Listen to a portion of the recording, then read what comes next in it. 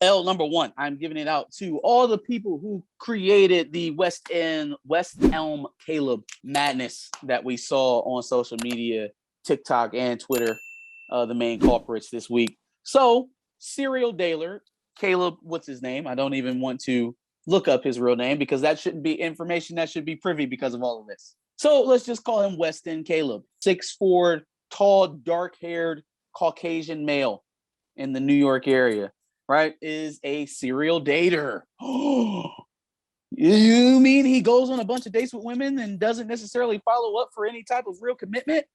My God, sounds like a jerk. Doesn't sound like somebody that you should then lead a campaign, internet campaign that leads to him being doxxed, fired, and demonized all over the interwaves. Now, y'all hate when the red pill community comes out here and they demonize women for largely like anecdotal experiences, things that they see in very like isolated or in a vacuum, right? Experiences with women. And then you get this guy who the worst thing he did was ghost you and stop talking to you. And for that, his punishment is to have his information released online and to be fired from his job and to be labeled some sort of abuser or some sort of predator simply for not texting you back, or for any of the women that helped get this shit on. It had gotten to the point where some of the women that were making the videos didn't even know who the guy was that they were making it about.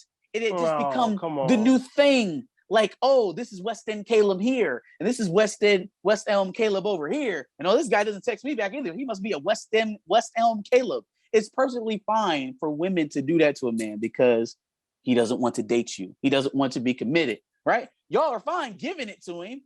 You know what I'm saying? It's fine, but once it's embarrassing now. Oh, well, now there's this woman reaching out to me, and she can confer that she was hurt the same way that I was. You know what you were supposed to do to that DM? You were supposed to block that woman and going about your day is what you were supposed to do.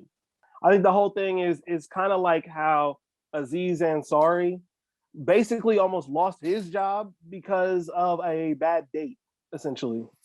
I was watching Hassan Piker, right, and he was talking about this. And it's like, he said, it's okay that we talk about these things more often, right? Because there are actually men out there that weaponize their stature or their position or their jobs to coerce women into getting what they want, right? That exists.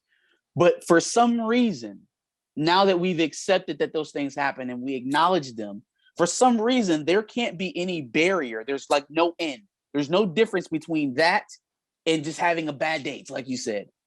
Like, there's no difference between that and, you know, a guy making sexually explicit jokes all night on your first date. No difference. Both of those men should be judged the same way, and they should be treated the same way in society. It's like there is no nuance applied whatsoever. Yeah, that's bullshit. That's my problem. And then to see the type of toxicity that happens behind that on the other side, and it not being straight up just being called that, like that's terrible. It takes away legitimacy from your actual causes that need to be put out on the forefront. I think I seen one of the girls on there talking about her original post about him kept her safe. How did you talking about this person's personal information keep you safe? He could have 20 different experiences with 20 different people, and this could have been just the one that he had with you. But you coming out and describing him as this one thing that happened with you, just one person, is now his identity to millions of people because you have the platform for it, right? Because you have the ability to get in front of your camera and immediately let hundreds of thousands of people know this one thing that you know about a person and make that the letter of the law and make that what it is. And now he has to wear that. Now he has to be that in front of other people that he doesn't even know, right? And that's fair. And he's potentially endangered now that his information is out there. And that was keeping you safe? Yeah, I don't think so.